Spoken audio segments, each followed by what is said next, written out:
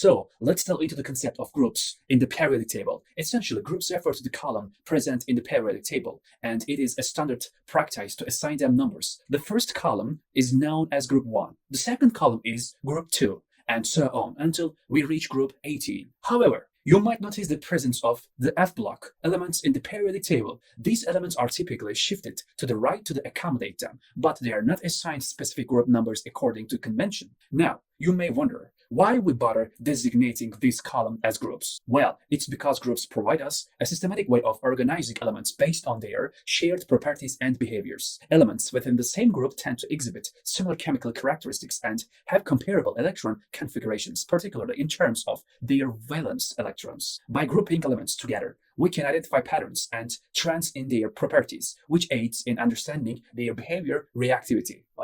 What's fascinating about the periodic table is that elements within the same column or group exhibit remarkably similar properties. This is primarily due to the fact that elements in a group generally possess the same number of electrons in their outermost shell, which are referred to as valence electrons. Valence electrons are the ones that participate in chemical reactions and are typically located in the outermost shell. Although there are some variations to this pattern, it's important to note that there are expectations to this rule, particularly among the transition metals in the D block. But we don't delve into those intricacies here. Instead, let's focus on some of the commonly mentioned groups and explore why they exhibit similar reactivity. Starting with group 1, we encounter hydrogen, which behaves somewhat differently compared to the other elements in this group. Hydrogen's objective is not to attain 8 valence electrons like the rest of the elements, but rather to achieve 2 valence electrons, similar to helium. Consequently, hydrogen does not share as many similarities with the other groups 1 elements as one might expect. However, the elements in group 2 present a different story. When we focus on group 1, excluding hydrogen, we refer to these elements as the alkali metals. Hydrogen, however, is not classified as an alkali metal, so the elements in this group are known as the alkali metals. Now, why do all of these elements exhibit similar reactions and properties? To understand this, we need to consider their electron configurations. Let's take lithium an example. The electron configuration of lithium is similar to that of helium, followed by the second shell, which is represented as 2s1. This means that lithium has 1 valence electron, 1 electron in its outermost shell. Now, let's consider sodium. Moving 1 column to the right, we come to group 2 of the periodic table, which is known as the alkaline earth metals, similar to the alkali metals. These elements also have distinct characteristics and behaviors. For example, let's consider beryllium. Its electron configuration starts with the same arrangements as helium, and then we move to the second shell, which is 2s2. This indicates that beryllium has 2 valence electrons. 2 electrons is its othermost shells. The trend continues for the other alkaline earth metals in group 2, such as magnesium, calcium, and so on. They all have 2 valence electrons. Having 2 valence electrons makes them more likely to lose these electrons and form positive ions, as losing 2 electrons allows them to achieve a stable outer shell. Similar to alkali metals, and alkaline earth metals are also highly reactive, although not as reactive as the alkali metals. They share some properties such as being shiny and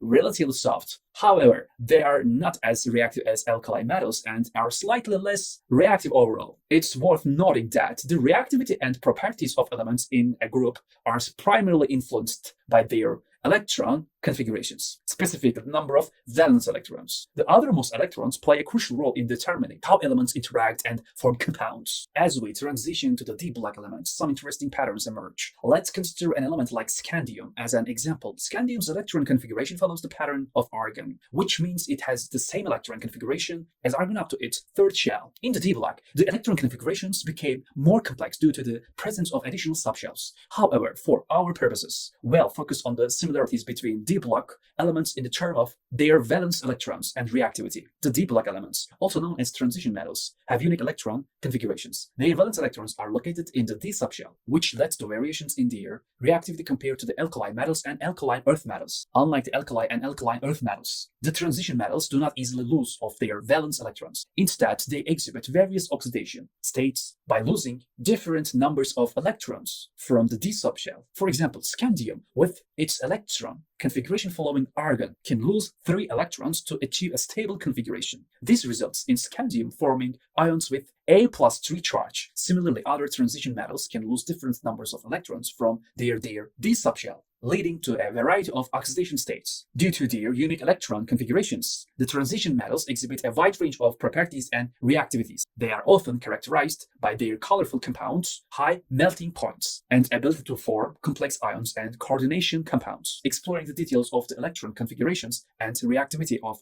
transition metals goes beyond the scope of our current discussion. However, it's important to note that the transition metals contribute to the rich diversity of elements and properties in the periodic table. According to the Aufbau principle, when we consider the electron configuration of an element like scandium, we would start with the noble gas before it, which is argon. Then we would add 1 electron to the 3d orbital and 2 electrons to the 4s orbital. So the electron configuration of scandium would be argon, 3d1, 4s2 to ensure the correct order of shells. We place the 3d1 before the 4s2. When we think about the Aufbau principle, we often visualize the filling of the d block with these elements. However, as we have learned in other videos, this presentation is not entirely accurate. It is a helpful conceptualization when considering electron configurations. Following this pattern, we then move to the p block. Let's take carbon as an example. Carbon's electron configuration is similar to helium, starting with helium's electron arrangement. Then we fill the 2s orbital with 2 electrons, resulting in 2s2. Finally, we replace 1 electron in the 2p orbital, giving us 2p2. The number of valence electrons in an atom determines its bonding behavior and chemical properties. Let's take carbon as an example. Carbon has 4 valence electrons, which are located in its